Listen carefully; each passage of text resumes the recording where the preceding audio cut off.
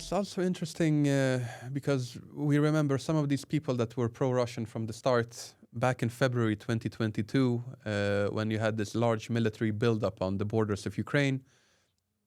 Lavrov, Putin, various Russian officials were out and they were saying, oh, no, we will never invade. This will never happen.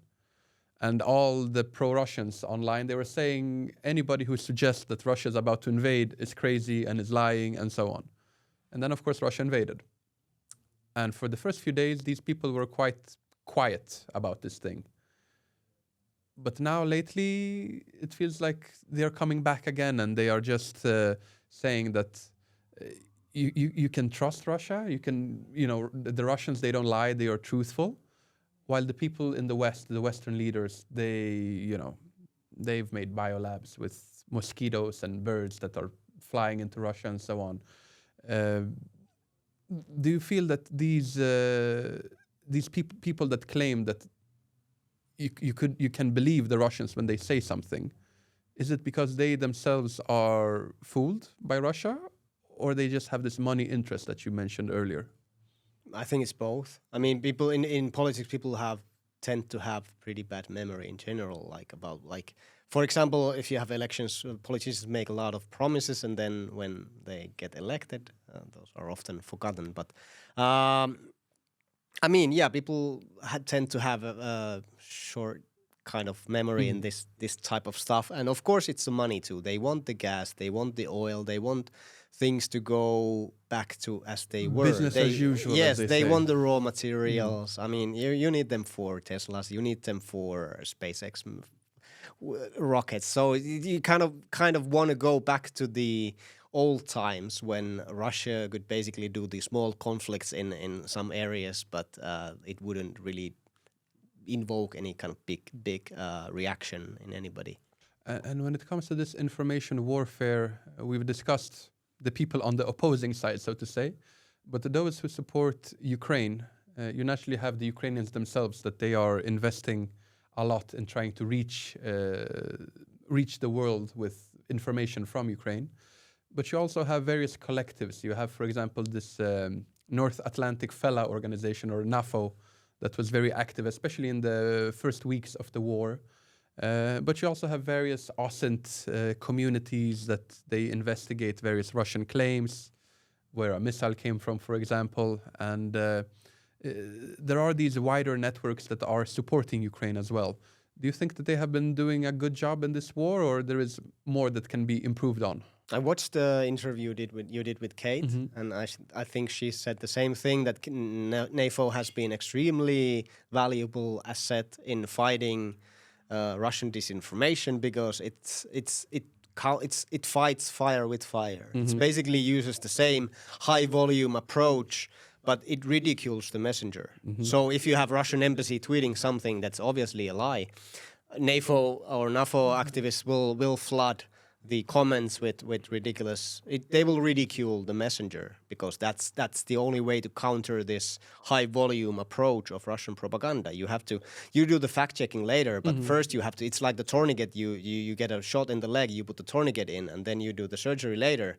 So surgery is the fact checking, but the tourniquet is the NAFO. You have to do something to kind of stop the blood flow or the bullshit flow. And ridicule is really a potent weapon. The Russians, they have been working hard on these fake narratives a long time. I don't remember exactly what the factory is called, but they have this facility outside of St. Petersburg somewhere, where you have a couple of hundred of people coming in every day, doing 8 hours of work, and just posting on all platforms, in all comments.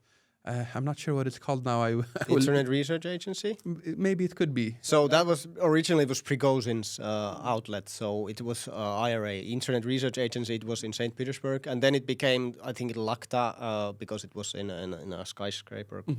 But it was basically Prigozhin's project that's probably taken over by the Kremlin. Internet Research Agency was established in 2013. It employed at its peak, it was probably 1,000 employees, and Finnish journalist Jessica Aro made a very good expose on what they do, and they interviewed the former employees and so on. And for example, after Prigozhin's death, One of the former employees said that the people who were talking about the genocide in Donbass, spreading that narrative, that they were crisis actors. They were paid actors. Yeah. So. Yeah, there are some of these narratives that they have been pumping out, and it's clear that these are various slogans that the people are told to repeat. For example, 14,000 dead over 8 years in the Donbass. Another one was the biolabs. Early on in the invasion from the Russians, you would constantly hear, we had to invade because the Ukrainians and Americans were building biolabs that were about to target ethnic Russians through some kind of bioengineered virus that would only target ethnic Russians. It is interesting because this type of information warfare, digital information warfare, is part of hybrid warfare. And hybrid warfare is something that the Russians, under the Gerasimov doctrine, have been pushing for many years, even before but we remember, in 2014 with the invasion of Crimea, it wasn't Russian soldiers, it was the green little men. Classic disinformation, hybrid warfare tactic. And technically, you use hybrid warfare when you cannot use normal symmetric warfare because you're too weak. The Russians, at least in 2014-15, were very weak, and then they pushed hard on trying to brainwash people. But on the other hand, it's an old Soviet tactic. During the Cold War, the Soviets were also very heavily invested in trying to brainwash people in the West. Have you seen any specific trends when it comes to Russian misinformation tactics or hybrid warfare over the last few years?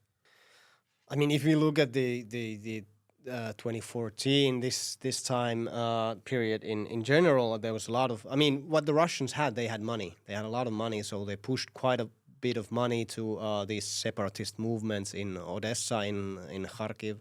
And also there was a person who was a kind of a advisor to Putin called Vladislav Surkov.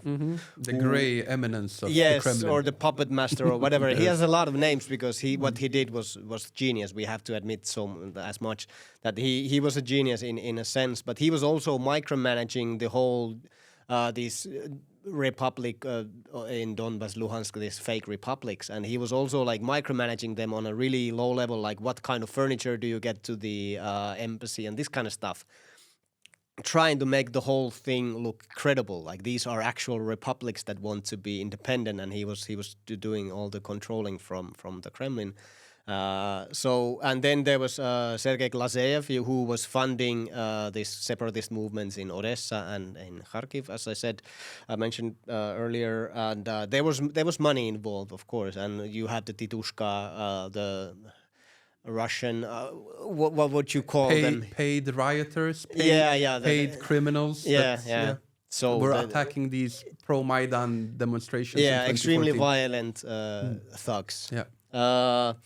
So there was a lot of this kind of hybrid warfare stuff going on even back then, and that's when the war started. Of course, it's been going on since 2014, and then the full-scale invasion started in 2022.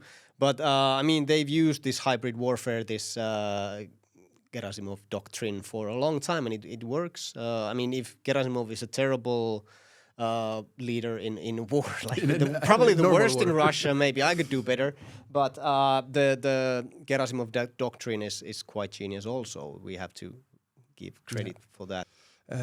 When it comes to internet information spreading, what would you recommend to people when they look for news online? What do they need to look for in order not to be tricked? I mean, I would wait. At least if you have breaking news, just wait for a while. I mean, 10 hours can do miracles to the narratives. It can completely change, as we have seen in some cases. But the problem is that people make up their minds so fast, and we are extremely biased people.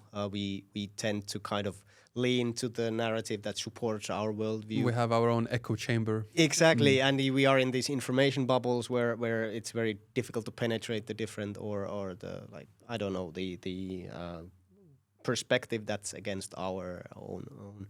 So, but I would give news some time before maybe spreading them or liking them on social media, because it can actually be harmful if you spread. It turns out to be disinformation, or in this case, it would be misinformation because you don't do it intentionally.